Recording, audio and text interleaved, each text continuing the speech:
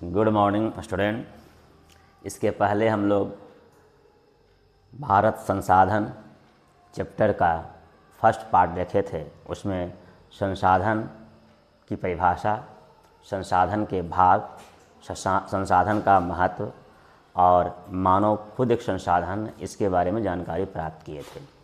अब दूसरे पार्ट में हम लोग संसाधन के संरक्षण और प्रबंधन के बारे में जानेंगे। संसाधन के संरक्षण का और प्रबंधन की व्यवस्था हम कैसे कर सकते हैं, उसके बारे में विस्तृत जानकारी हासिल करेंगे। तो चलिए देखते हैं कि संसाधन का संरक्षण और प्रबंधन किस प्रकार से कर सकते हैं। पहले हम लोग टॉपिक लिखते हैं संसाधन। संसाधन का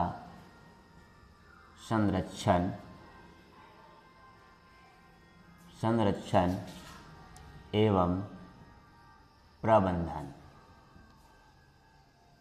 अब इसके प्रत्येक शब्दों के अर्थ को हम लोग जानेंगे। जैसे संसाधन कई बार बता चुके हैं कि उपयोग में आने वाली सभी वस्तुएं संसाधन कहलाती है। तो संसाधन का परिभाषा हम जानते हैं। अब है संरक्षण। अब ये संरक्षण का अर्थ क्या होता है? संरक्षण का अर्थ होता है बचाव। प्रबंधन का अर्थ होता है व्यवस्था, अर्थात संसाधनों को हम किस प्रकार से बचाव कर सकते हैं और उस बचाव के लिए हम क्या क्या व्यवस्थाओं को अपना सकते हैं, इसके बारे में ही अध्ययन करना है। तो चलिए शुरू कर रहे हैं कि संसाधनों का संरक्षण प्रबंधन हम किस तरह से करेंगे। ध्यान दीजिए, हम बार बार कहते हैं, प्रत्येक बार कह रहे हैं कि संसाधन होना ज़रूरी है, लेकिन इससे और अधिक ज़रूरी है कि उस संसाधन को हम कई वर्षों तक, आने वाले समय तक किस प्रकार से उसको हम बचा कर रख सकते हैं। उपार्जन करना आसान है, लेकिन उपार्जित की हुई वस्तुओं को सुरक्षित रखना दुर्लभ होता है, कठिन होता है। इसीलिए हम लोग संसाधन का संरक्षण एवं प्रबंधन के बारे में जानेंगे। सोचिए कि संसाधन के बिना मानव का जीवन अधूरा होता है। किसी भी देश के लिए सामाजिक, आर्थिक दृष्टिकोण से भी संसाधन महत्वपूर्ण बन जाता है। समाज के प्रत्येक भागों के लिए भी संसाधन जरूरी हो जाता है। इसीलिए संसाधन को बचाना नितांत आवश्यक है। कई महापुरुषों ने, कई व्यक्तियों के जो विचार हैं संसाधन से संबंधित हैं। जैसे एक आपका महान पुरुष का नाम आता है, उनका नाम है महात्मा गांधी। ध्यान दीजिए, महात्मा गांधी ये एक ऐसे महापुरुष हैं जिनका परिचय जो है हर कोई जानता है। इनसे हर कोई परिचित होते हैं। बचपन से ही लेकर वृद्धावस्था तक हर एक वर्ग के लोग इन्हें जानते हैं। यही महापुरुष हैं जिनके नेतृत्व में हमारा देश जो है गुलामी की दास्ता से मुक्त हुए और भारत आज़ाद हुआ। महात्मा गांधी, जिन्हें राष्ट्रपिता कहा जाता है, जिन्हें लोग प्यार से बापू कहते हैं, जिन्हें लोग महात्मा कहते हैं, हर नामों से उन्हें उपाधियां दी गई है और लोग उन्हें स्नेह और प्रेम आज भी लौटाते हैं। तो महात्मा गांधी ने सर्वप्रथम कहा कि पृथ्वी जो है हमारी आवश्यकताओं की पूर्ति कर सकती है, किंतु हमारे लालच की नहीं। ध्यान दीजिए, क्या कहे महात्मा गांधी कि पृथ्वी हमारी आवश्यकताओं की पूर्ति कर सकती है, किंतु लालच की नहीं। पृथ्वी क्या है? एक संसाधन है। तो जो भी हमारी जीवन जीने के लिए मूलभूत आवश्यकताएं हैं, उन सभी आवश्यकताओं को यह पृथ्वी हमें उदात्त स्वरूप, उदार प्रवृत्ति के रूप में यह हमें साधन उपलब्ध कराने का काम करता है। लेकिन मानव स्वार्थ वशीभूत होकर पृथ्वी से अधिक फसलों का उत्पादन करने की उनमें होड़ मच जाती है। तो यह गलत तरीका है, यह नाजायज़ है, क्योंकि जिसकी जितनी सीमाएं होती हैं, उन सीमाओं के आधार पर लाभ लेने में किसी प्रकार की कोई दिक्कतों का सामना करना नहीं पड़ता है। आप समझिए कि अनाज का उत्पादन हो रहा है, हम लोग उसे खाने के रूप में प्रयोग कर रहे हैं, लेकिन उसी अनाज को अगर हम घरों में कोठियों में भर भर कर रखने का काम करें, संचित करने का काम करें, तो गरीबों तक वह अनाज नहीं पहुंच पाता है। अगर पहुंच भी पाता है तो वह महंगे दामों तक पहुंचता है। तो इसलिए महात्मा गांधी कहे कि पृथ्वी हमारी आवश्यकताओं की पूर्ति कर सकती है किंतु लालच की नहीं। महात्मा गांधी दूसरा भी विचार प्रकट किए। वह विचार था कि पृथ्वी जो है हमें पेट भरने के लिए सब कुछ दे सकती है, पेटी भरने के लिए नहीं।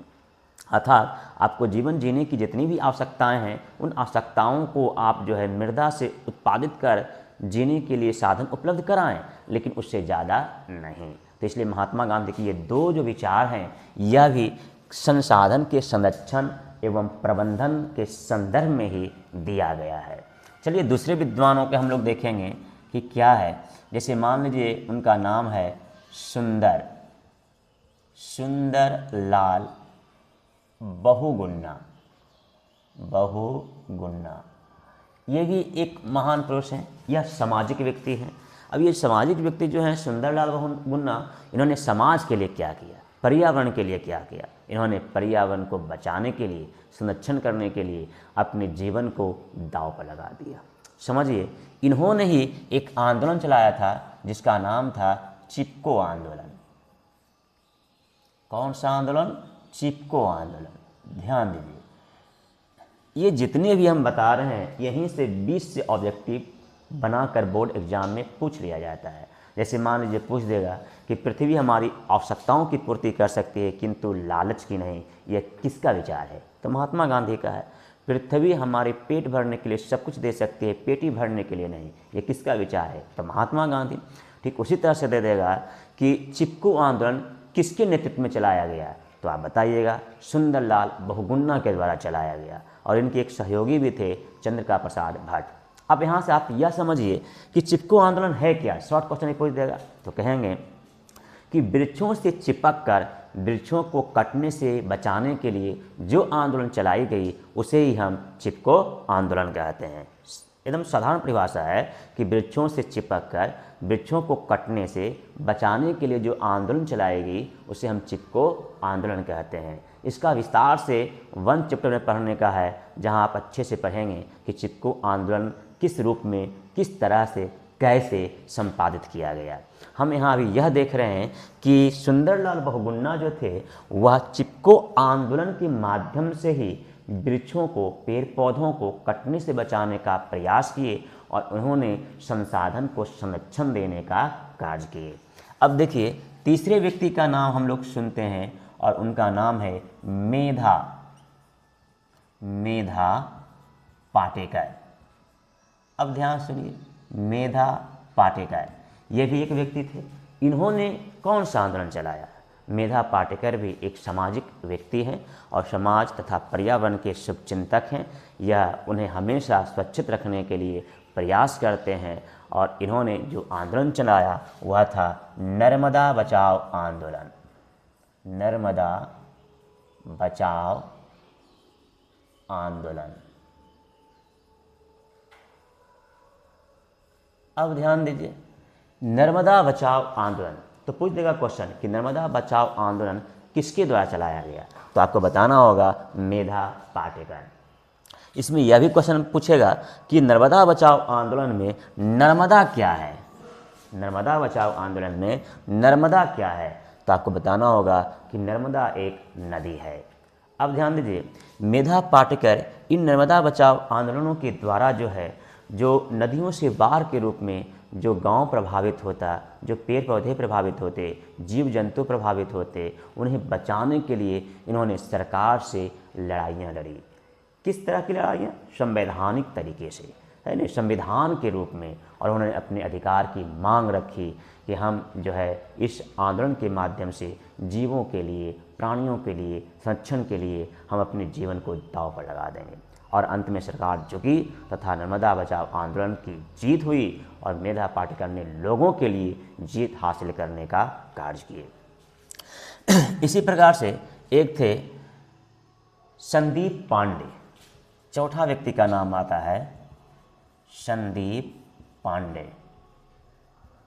ये जो व्यक्ति थे इन्होंने वर्षा जल, ध्यान दीजिए, वर्षा जल का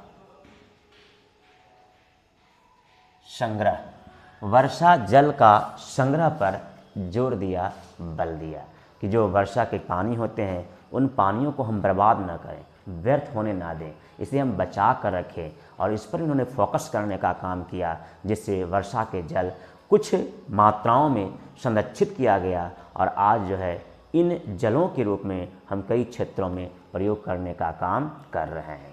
तो हम देखें कि संसाधन संरक्षण के लिए ये 4 जो व्यक्ति थे, इन व्यक्तियों ने अपने विचार से किस तरीके से समाज को प्रेरित करने का काम किया, समाज के पास संदेश पहुंचाने का कार्य किया और उन संदेशों में उनका क्या विचार छिपा हुआ था। अतः समाज में जागृति लाना बहुत आवश्यक है। तो ये चारों व्यक्तियों के नाम आप याद रखेंगे और इन चारों व्यक्तियों के द्वारा जो विचार दिया गया, जो आंदोलन चलाया गया, उनको भी ध्यान में रखेंगे, क्योंकि प्रश्न पूछ लिया जाएगा कि चिपको आंदोलन किसने चलाया था। प्रश्न पूछ लिया जाएगा नर्मदा बचाओ आंदोलन किसने चलाया। प्रश्न पूछ लिया जाएगा वर्षा जल संग्रह पर किस व्यक्ति ने अधिक बल देने का कार्य किया। तो यहीं से प्रश्न बनते हैं जिसे आप हमेशा मेमोरी पावर में रखने का कार्य करेंगे। चलिए अब आगे आते हैं कि संसाधन का संरक्षण एवं प्रबंधन के लिए और क्या क्या किए गए। ध्यान दीजिए, सबसे पहले जो है महात्मा गांधी जो थे, यह मशीनों के द्वारा जो उत्पादित वस्तु होते हैं ठीक इसके खिलाफ में थे। इनका मानना था कि जो उद्योग से वस्तु तैयार हो रहे हैं वह लोगों के रोजगार छीनने का कार्य कर रहे हैं और समाज में दूरियां बढ़ाने का काम कर रहे हैं। ये सबसे प्रबल समर्थक थे कुटीर उद्योग का। कुटीर उद्योग का अर्थ ये होता है कि घरेलू सदस्यों के द्वारा जो उद्योग चलाए जा रहे हैं उसे हम कुटीर उद्योग कहते हैं। अब इस आधार पर जो है परिवार के सभी सदस्य एक जगह एकत्रित रहते थे, सब में स्नेह प्रेम बना हुआ रहता था और वह परिवार एकजुटता का परिचय बनता था, जहाँ से विवाद उत्पन्न नहीं होती थी। इसलिए यह परिवार को भी जोड़ता है, यह समाज को भी जोड़ता है, यह राज्य को जोड़ता है, यह देश को जोड़ता है और एक तरह का बंधुत्व का विकास भी करता है। तो महात्मा गांधी प्रारंभ से ही उद्योग अर्थात मशीनों से उत्पादित वस्तुओं का खिलाफ में थे और उनका विरोध करते थे, जबकि कुटीर उद्योग का प्रबल समर्थक थे। तो यहाँ से भी ऑब्जेक्टिव पूछ देता है कि इनमें से किन व्यक्तियों के द्वारा कुटीर उद्योग का समर्थन दिया गया था, तो आप बताएंगे महात्मा गांधी। चलिए संसाधन संरक्षण के लिए क्या क्या हम लोग कर सकते हैं। तो अब जो अगला पॉइंट आपका आ जाता है संसाधन का नियोजन। संसाधन का नियोजन।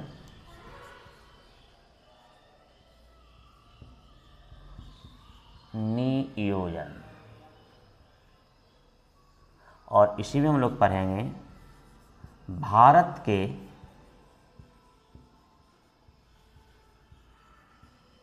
संदर्भ में, भारत के संदर्भ में नियोजन।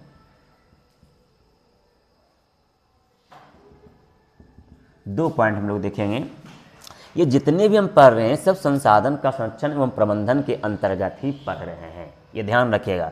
तो संसाधन का नियोजन अर्थात संसाधन को हम उपयोग में लाने से पहले उसकी योजना बनाएं कि इस संसाधन को हम किस क्षेत्र में उपयोग कर सकते हैं। अगर कुछ प्लानिंग हमारे पास रहेगी तो इससे संसाधन की बर्बादी अनायास रुक जाएगी, व्यर्थ होने से बच जाएगी। यानी जो व्यर्थ बर्बादी हो रहा है उस पर आप प्रतिबंध लगा सकते हैं, रोक लगा सकते हैं और संसाधनों को संरक्षण देने का काम कर सकते हैं।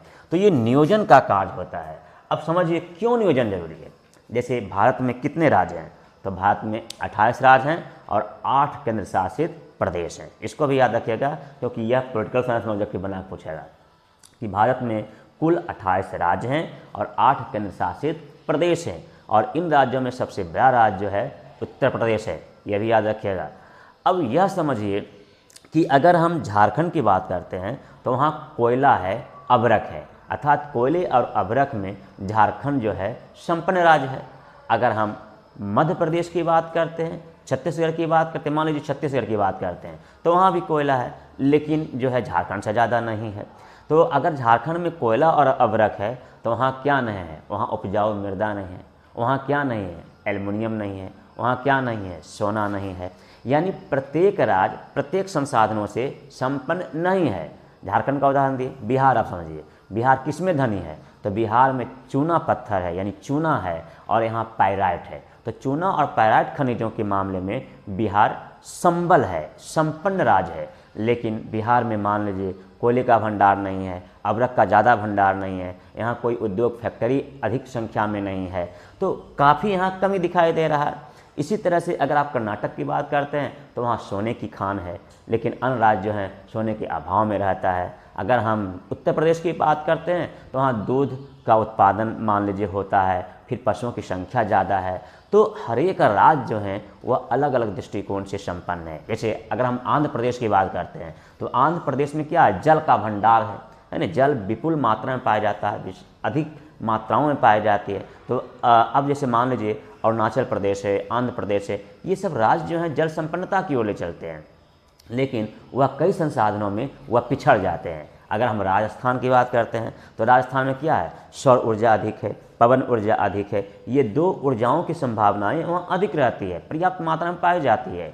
अब समझिए कि सौर ऊर्जा, पवन ऊर्जा में राजस्थान जो है वह संपन्न माना जाता है, लेकिन जल संसाधन में उसे घोर कमी को झेलना पड़ता है। यानी राजस्थान में जल के बूंद के लिए लोग तरस जाते हैं। तो हम देख रहे हैं कि प्रत्येक राज्य जो है अलग अलग संसाधनों से संपन्न माने जाते हैं। अब जैसे अगर हम बात कर दें कि आपका महाराष्ट्र की बात कर दें तो महाराष्ट्र में क्या है? कपड़ा उद्योग भी है। महाराष्ट्र क्या है? फिल्म सिटी उद्योग भी वहाँ है।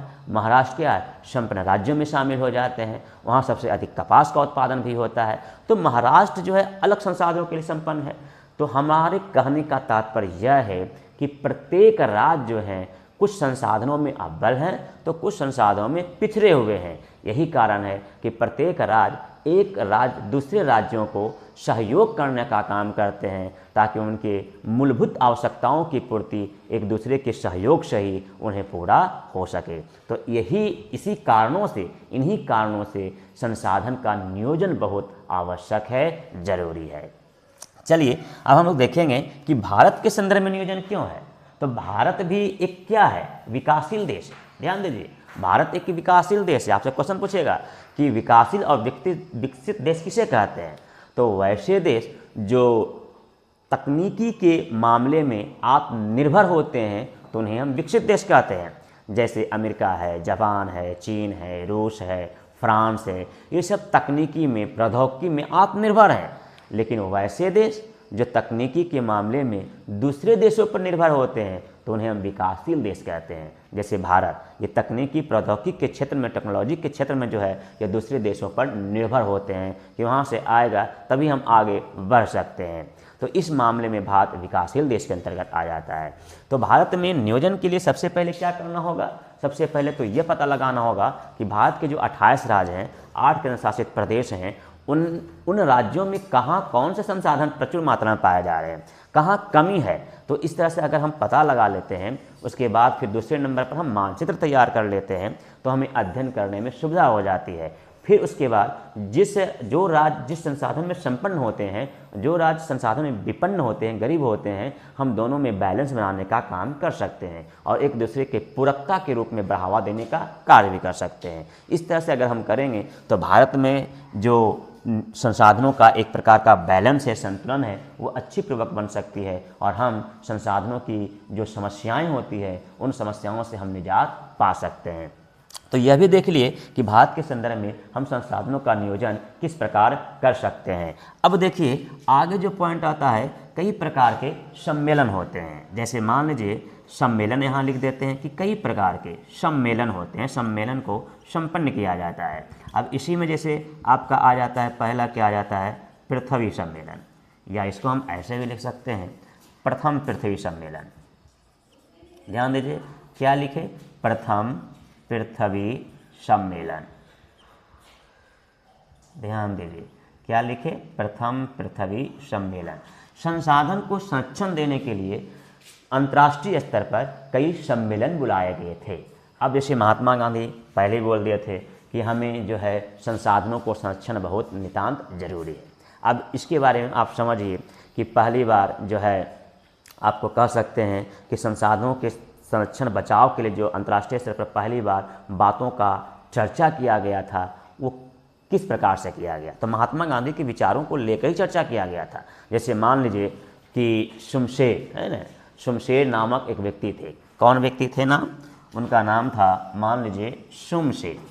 ध्यान दीजिए, तो जो शमशेर थे, इन्होंने क्या किया? ये एक पुस्तक लिखे। उस पुस्तक का नाम था अ स्मॉल इज ब्यूटीफुल। तो इसको भी याद रखना है, पूछेगा बोर्ड में कि स्मॉल इज ब्यूटीफुल पुस्तक के रचनाकार कौन है, तो आपको बताना पड़ेगा कौन है? शमशेर सिंह है। तो शमशेर सिंह की पुस्तक जो स्मॉल इज ब्यूटीफुल लाया गया, उसमें महात्मा गांधी के विचारों को छापा गया। महात्मा गांधी के क्या विचार थे? कुटीर उद्योग का समर्थन करना और बृहत लघु उद्योग का विरोध करना, क्योंकि उन उद्योगों से पर्यावरण का प्रदूषण भी फैलता है और मानव समाज की श्रृंखलाएं जो होती है वह टूट भी जाती है।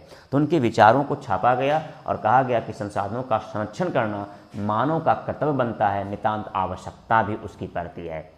तो इस तरह से शमशेर की पुस्तकों में छापा गया और उसके बाद जो है कई प्रकार के अंतर्राष्ट्रीय सम्मेलनों को बुलाया गया। जैसे उसी में से पहला है प्रथम पृथ्वी शिखर सम्मेलन कहिए या प्रथम पृथ्वी सम्मेलन कहिए। ये जो आपका आयोजन हुआ था, ये 3 से 14 जून हुआ था। ध्यान दीजिए, 3 से 14 जून 1992 में हुआ था। तो ये जो डाटा है आपको याद रखना पड़ेगा। तो 3 से 14 जून 1992 ईस्वी में प्रथम पृथ्वी सम्मेलन हुआ और इसमें विकसित देश तथा विकासशील देशों के जो प्रतिनिधि थे, उनमें से लगभग आपका 172 या 78, कहीं कहीं 78 रहता है, कहीं कहीं 72 रहता है। तो 172 या 178 प्रतिनिधि भाग लिए और जो प्रतिनिधि भाग लिए वह संसाधनों के संरक्षण पर विचार विमर्श करने का कार्य किए। और इसी के अंतर्गत एक कार्यक्रम लाया गया जिसको हम कहते हैं 21 सूत्री कार्यक्रम। ध्यान देना, 21 सूत्री कार्यक्रम। यानी इस कार्यक्रम के द्वारा यह चर्चा की गई कि हम पेड़ पौधों को, जीव जंतुओं को कैसे बचा सकते हैं तथा सतत विकास की अवधारणा को कैसे बढ़ावा दे सकते हैं। तो सतत विकास की अवधारणा को बढ़ावा देने के उद्देश्य से ही यह 21 सूत्री कार्यक्रम को प्रस्तुत किया गया। तो क्वेश्चन पूछेगा कि 21 सूत्री कार्यक्रम किस सम्मेलन से संबंधित है? तो प्रथम पृथ्वी सम्मेलन से संबंधित है। तो ये आपको ध्यान देना है, ये आपको ध्यान देना है कि किस तरह से जो है प्रथम पृथ्वी सम्मेलन ने संसाधनों के संरक्षण पर बल देने का कार्य किया। चलिए अब हम लोग द्वितीय पृथ्वी सम्मेलन, ध्यान दीजिए, द्वितीय पृथ्वी सम्मेलन। अब द्वितीय पृथ्वी सम्मेलन कब हुआ था? ये भी है, द्वितीय पृथ्वी सम्मेलन कब हुआ था और कहाँ हुआ था? ध्यान दीजिए, हाँ पूछेगा कि प्रथम पृथ्वी सम्मेलन किस देश में हुआ था? तो ब्राज़ील में हुआ था। पूछ देगा कि प्रथम पृथ्वी सम्मेलन ब्राज़ील के किस शहर में हुआ था? तो रियो दी जेनेरो नामक शहर में हुआ था। तो ये भी आपको याद रखना है। ठीक उसी तरह से पूछेगा कि द्वितीय पृथ्वी सम्मेलन कब हुआ था? तो ये आपका 1997 में हुआ था। ध्यान दीजिएगा कब हुआ था? 1997 में हुआ था द्वितीय पृथ्वी सम्मेलन। और इसी द्वितीय पृथ्वी सम्मेलन को कहा जाता है +5 सम्मेलन कहा जाता है। तो क्वेश्चन यहाँ से पूछेगा कि +5 सम्मेलन किन्हें कहते हैं? तो द्वितीय पृथ्वी सम्मेलन को कहते हैं। और इस सम्मेलन में जो है प्रथम पृथ्वी सम्मेलन में जो विचार लिया गया था, फैसले लिए गए थे, निर्णय लिए गए थे, उन निर्णयों को हम कैसे कामों में ढाल सकते हैं, अपनी नीतियों में स्वरूप प्रदान कर सकते हैं, इस पर काफ़ी गहन चर्चा की गई और विचारकों से विचार लिया गया और उसको कार्य रूपों में ढाल दिया गया। तो हम यह भी देखें कि द्वितीय पृथ्वी जो सम्मेलन है यह भी एक प्रकार का कार्य करने का कार्य किया और संसाधनों के संरक्षण पर बल देने का कार्य किया। ये द्वितीय पृथ्वी शिखर सम्मेलन जो हुआ था ये आपका कहाँ हुआ था? तो अमेरिका के देश यानी अमेरिका नामक देश में हुआ था। और किस शहर में हुआ था? तो न्यूयॉर्क में हुआ था। ये भी आपको ध्यान में रखना है। फिर तीसरा हुआ यानी तृतीय पृथ्वी सम्मेलन। ध्यान दीजिए, तृतीय पृथ्वी सम्मेलन। अब ये तृतीय पृथ्वी सम्मेलन हुआ, ये आपका कब हुआ? तो ये आपका 2002 में हुआ। ध्यान दीजिए, ये 2002 में हुआ और इसे हम +10 सम्मेलन कहते हैं। क्यों? क्योंकि प्रथम पृथ्वी सम्मेलन के 10 वर्ष बाद तृतीय पृथ्वी सम्मेलन हुआ था, इसलिए हम +10 सम्मेलन भी कहते हैं। और जो तृतीय पृथ्वी सम्मेलन हुआ था ये आपका कहाँ हुआ था, किस देश में हुआ था, तो दक्षिण अफ्रीका में हुआ था। और कब हुआ था, जोहान्सबर्ग, ये ध्यान देना कहाँ हुआ था, जोहान्सबर्ग में हुआ था। लेकिन कब हुआ, तो तृतीय पृथ्वी सम्मेलन तो 2002 में। इसके बाद जो आपका आया सम्मेलन वो आया क्योटो सम्मेलन। ध्यान देना कौन सा सम्मेलन, क्योटो सम्मेलन। पूछेगा कि क्योटो सम्मेलन कहाँ हुआ था, तो आपको याद रखना पड़ेगा कहाँ हुआ था, जापान में हुआ था। ये भी आपको याद रखना है, जापान। और ये आपका कहाँ हुआ था, दक्षिण अफ्रीका। और ये आपका कहाँ हुआ था, अमेरिका। और ये आपका कहाँ हुआ था, ब्राज़ील। याद रखना है, सब देश का नाम भी आपको याद रखना है। क्योटो सम्मेलन जापान में हुआ था और ये भी आपका 1997 में हुआ था, यानी दिसंबर 1997 में क्योटो सम्मेलन जापान में संपन्न हुआ था। इसका उद्देश्य था कि विकसित देशों के द्वारा जो उद्योग स्थापित किए जा रहे हैं उन उद्योगों से विध्वंसक गैस निकल रहे हैं और इन गैसों से पर्यावरण ज़्यादा प्रदूषित हो रहा है, जो मानव के जीवन पर संकट बनकर उभर रहा है। तो इसीलिए इस सम्मेलन के अंतर्गत 6 प्रकार के गैसों को, प्रदूषित गैसों को कटौती करने पर सहमति विचार प्रकट किए गए कि हम जो 6 विध्वंसक गैस होते हैं उन गैसों में कैसे कमी ला सकते हैं, कमी कर सकते हैं। तो इस पर सबका विचार विमर्श हुआ और सबके बीच समझौता हुआ ताकि हम इन गैसों में कमी लाने का कार्य कर सकें। तो हम देखें कि क्योटो सम्मेलन किस प्रकार से हुआ। इतना ही नहीं, पर्यावरण को संरक्षण करने के लिए ही पहली बार स्टॉकहोम, ध्यान देना स्टॉकहोम में यानी 1972 ईस्वी में पर्यावरण के ऊपर विचार रखने का कार्य किया। 5 जून 1972 ईस्वी में स्टॉकहोम में पर्यावरण का गहन विचार रखा गया। और यही कारण है कि हम प्रतिवर्ष, ध्यान दीजिए, प्रतिवर्ष जो है क्या मनाते हैं, प्रतिवर्ष यानी 5 जून को हम क्या मनाते हैं, तो विश्व पर्यावरण दिवस मनाते हैं। तो यहाँ से भी ऑब्जेक्टिव पूछ देगा कि विश्व पर्यावरण दिवस प्रतिवर्ष कब मनाते हैं, तो 5 जून को मनाते हैं। तो यह हमेशा याद दिलाता है कि हम पर्यावरण को संरक्षण कैसे कर सकते हैं, उन्हें संरक्षित रखने का कार्य कैसे कर सकते हैं, किस प्रकार से हम मानव और पर्यावरण को जोड़ने का काम कर सकते हैं। क्योंकि मानव पर्यावरण जो है एक दूसरे का पूरक है। एक जैसे मनुष्य जो है, मानव जो है पर्यावरण को सुरक्षित रखता है, तो पर्यावरण जो है मनुष्य के जीवन को सुरक्षित रखने का कार्य करता है। इन दोनों के बीच में अगर एक का भी विचार पृथक हो गया, अलग हो गया, तो मानव और पर्यावरण दोनों का जीवन संकट में पड़ जाएगा। इन्हीं उद्देश्यों से यह जो है आपके 10वीं क्लास में चैप्टर लाया गया कि हम संसाधन को कैसे संरक्षित कर सकते हैं, कैसे उसका बचाव करने का काम कर सकते हैं और किस तरह से इसको आगे ले जाने का काम कर सकते हैं। अतः इस प्रकार हम कह सकते हैं कि चाहे वह सम्मेलन प्रथम पृथ्वी शिखर सम्मेलन हो, द्वितीय पृथ्वी सम्मेलन हो, तृतीय पृथ्वी सम्मेलन हो, क्योटो सम्मेलन हो, ये सारे सम्मेलन संसाधनों के संरक्षण पर ही बल देने का क्या करता है, काम करता है। इतना ही नहीं, एक शब्द आता है, एक चीज़ आता है कि इन सम्मेलन को हम क्यों हमारे लिए आवश्यक है। तो एक चीज़ आता है कि सतत विकास, ध्यान दीजिए, सतत विकास की अवधारणा, सतत विकास की अवधारणा। अब ये क्या है आपका, सतत विकास की अवधारणा क्या है। तो क्वेश्चन पूछ देगा कि सतत विकास की अवधारणा से आप क्या समझते हैं। तो इसका जो परिभाषा दिया ब्रुंडलैंड आयोग ने दिया, क्या दिया कि भविष्य की पीढ़ियों को ध्यान में रखते हुए वर्तमान पीढ़ियों के द्वारा संसाधनों का विवेकपूर्ण और नियोजित तरीके से उपयोग करना ही क्या कहलाया, सतत विकास की अवधारणा कहलाया। अगर हम सतत विकास की अवधारणा को मान लेते हैं तो फिर पर्यावरण में संकट उत्पन्न नहीं होता है। फिर से परिभाषा समझिए कि ब्रुंडलैंड आयोग ने सतत विकास की अवधारणा की परिभाषा क्या दिया, कहा कि वर्तमान पीढ़ियों के द्वारा भविष्य की पीढ़ियों को ध्यान में रखते हुए संसाधन का नियोजित और विवेकपूर्ण तरीके से उपयोग करना ही सतत विकास की अवधारणा कहलाया। यहाँ से ऑब्जेक्टिव पूछेगा कि सतत विकास की अवधारणा की परिभाषा किस आयोग ने दिया था, तो ब्रुंडलैंड आयोग ने दिया था। क्यों दिया? क्योंकि संसाधनों को संरक्षण करने के लिए कहा, बचाव करने के लिए कहा। अब ये क्यों ज़रूरी है?